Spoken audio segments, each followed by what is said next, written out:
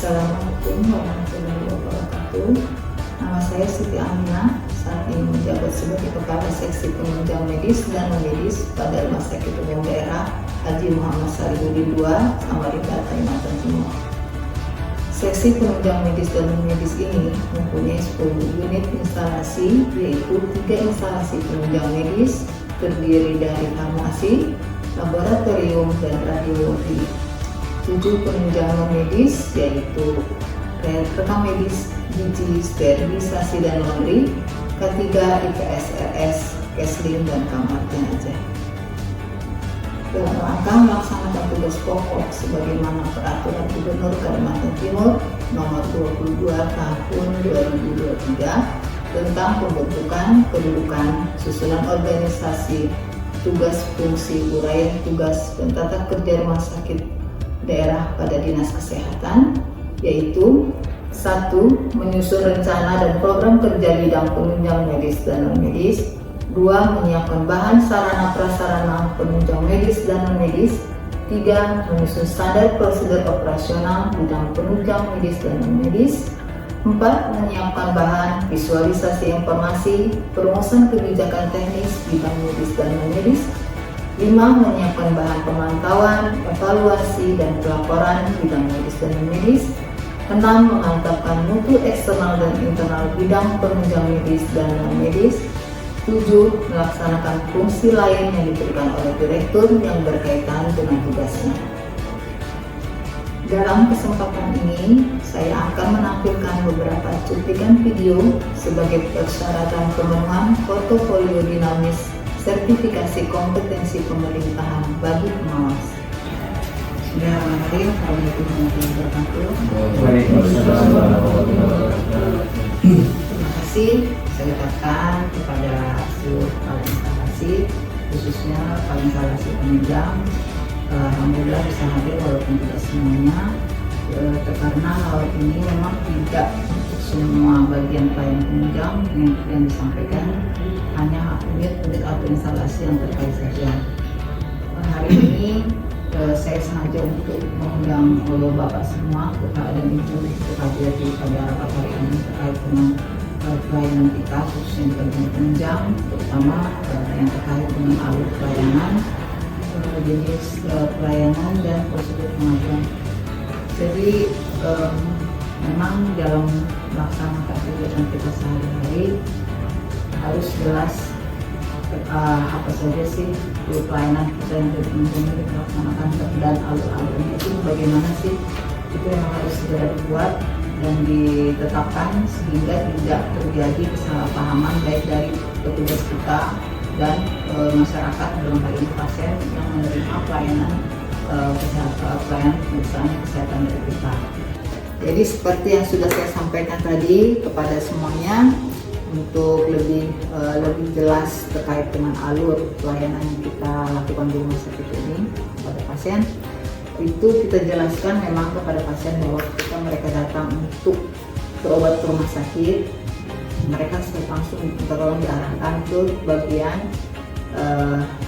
pengambilan nomor atau rekam medis. Jadi mungkin kita bisa menyampaikan, kalaupun misalnya dari anggota KPI ada sampai juga ada security ya, jadi tolong nanti sampaikan ke security terkait dengan membantu atau mendampingi pasien itu mendaftar di rumah sakit kita. Jadi kalau security untuk mengarahkan ke bagian pendaftaran, tapi sebelum ditanya dulu pasiennya mau berobat kemana, ya kan, apakah langsung ke bagian pemeriksaan laboratorium atau ke rawat jalan. Jadi dari pertanyaan itu kita bisa mengarahkan kemana arah pasiennya untuk berobat. Jadi kalau sesuai dengan alur yang kita buat rumah sakit, itu memang dari pasien yang ini contoh kecil untuk pendaftaran pasien rawat jalan.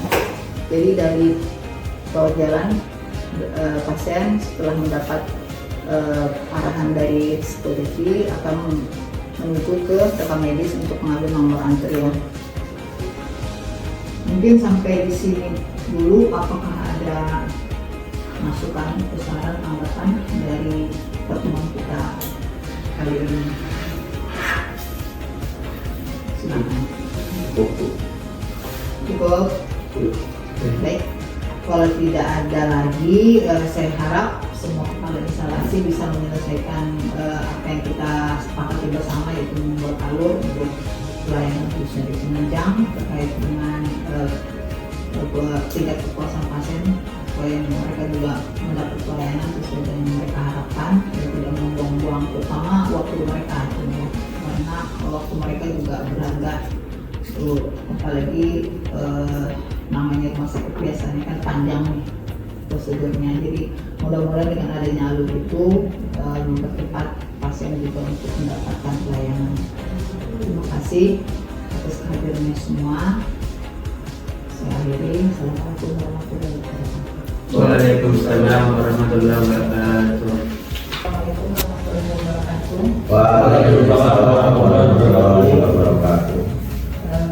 Terima kasih kepada bapak-bapak dan ibu-ibu yang hadir pada hari ini, yang sudah mengundang kami untuk mengikuti kegiatan pada hari ini, yaitu sosialisasi tentang membangun integritas pencegahan korupsi di lingkungan instansi pemerintah. Dalam hal ini adalah kami umum daerah Muhammad Syarif II. Jadi kegiatan ini kami lakukan untuk menyampaikan kepada bapak-bapak dan ibu semua bahwa di rumah sakit kami sudah berusaha untuk menetapkan atau menjalankan untuk anti korupsi dan KPN, baik bagi karyawan ataupun untuk masyarakat.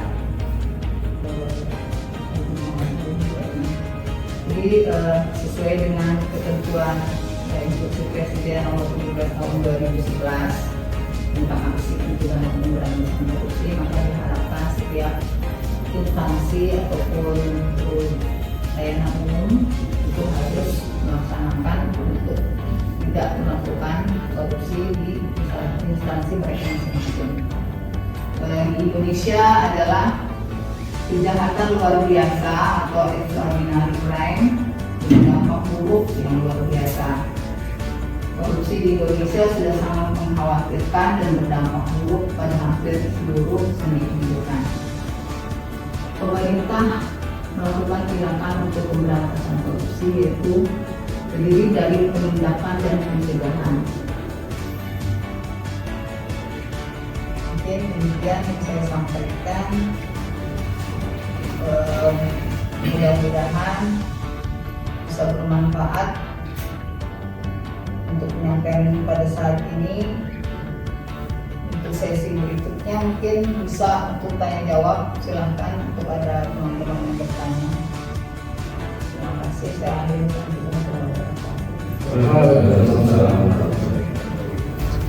Bismillahirrahmanirrahim. Assalamualaikum warahmatullahi wabarakatuh. Terima kasih kepada Bapak dan Ibu semua yang bisa hadir di sini untuk mengikuti apa yang rencananya saya sampaikan kepada ibu semua terkait dengan apa yang telah disampaikan oleh pimpinan kita, dapat merusak hubungan kita di dalam bekerja dan dalam keseharian kita. Mungkin itu yang sedikit saya sampaikan. Mudah-mudahan apa yang telah saya berikan ini bisa menjadikan motivasi atau gambaran untuk bisa menjalani kehidupan kita sehari-hari. Jika ada salah dan kesalahan dan dari kata-kata yang saya berikan, baik, akhir kata saya harapkan dan mengajak semua kepada bapak-bapak ibu, mari kita harus keberagaman ini dengan rasa hormat menghormati dan persaudaraan. Jangan biarkan perbedaan memecah belah kita, jadilah warga negara yang bijak yang mampu berdialog dengan damai, menjaga persatuan dan mengamalkan Pancasila sebagai ideologi pemersatu bangsa di dalam kehidupan kita sehari-hari.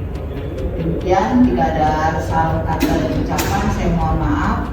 Sekian yang saya dapat sampaikan. Saya akhiri. Assalamualaikum warahmatullahi wabarakatuh.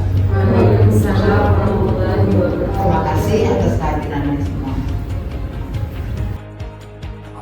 Ibu kota Provinsi Kalimantan Timur adalah Samarinda. Samarinda mempunyai beberapa tempat wisata yang sangat menarik untuk dikunjungi, di antaranya 1.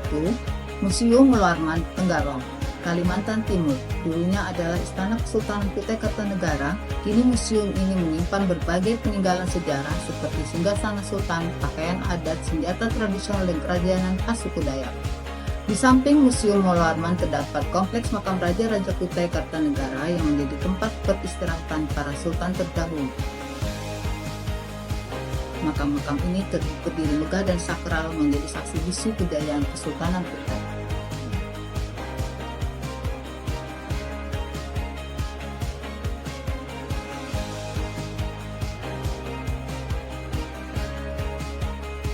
Dua, Desa Budaya Pampang. Desa Budaya Pampang terletak di Kelurahan Sungai Siring, Kecamatan Samarinda Utara. Merupakan pemukiman suku Dayak Kenyah yang didirikan pada tahun 1960 oleh masyarakat yang bermigrasi dari Kutai Barat dan Malinau. Desa ini dikenal dengan rumah adat Lamin adat Pamung Tawai, sebuah rumah panjang khas Dayak yang terbuat dari kayu ulin dan dihiasi ukiran berwarna hitam, putih, dan kuning.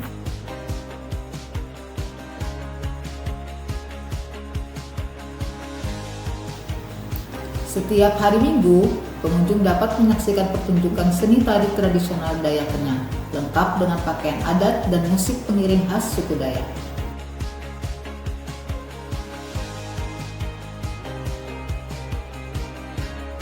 Desa ini dikenal dengan rumah adat Lamin adat Pamung Tawai, sebuah rumah panjang khas Dayak yang terbuat dari kayu ulin dan dihiasi ukiran berwarna hitam, putih, dan kuning. Di sana juga terdapat pertunjukan seni. Selain itu, pengunjung dapat berinteraksi langsung dengan masyarakat setempat yang masih mempertahankan tradisi seperti telinga panjang dan tato khas Dayak. Desa Budaya Pampang juga menawarkan pengalaman eksplorasi hutan adat menuju air terjun Lubang Muda, serta kesempatan untuk melihat kehidupan sehari-hari masyarakat yang bertani, berkebun, dan membuat kerajinan tangan khas Dayak. Dengan jarak sekitar 27,8 km dari pusat kota Samarinda, desa ini mudah diakses dan menjadi destinasi wisata budaya yang memikat bagi siapa saja yang ingin mengenal lebih dekat kekayaan budaya Dayaknya. Itulah beberapa destinasi wisata budaya menarik yang dapat dikunjungi di Kalimantan Timur.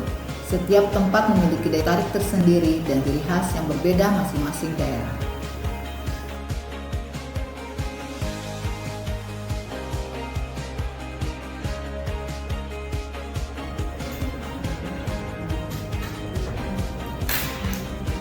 Demikian beberapa cuplikan video portofolio yang dapat saya sampaikan. Semoga memberi motivasi dan output bagi kita semua. Mohon maaf apabila ada hal yang kurang berkenan. Terima kasih. Assalamualaikum warahmatullahi wabarakatuh.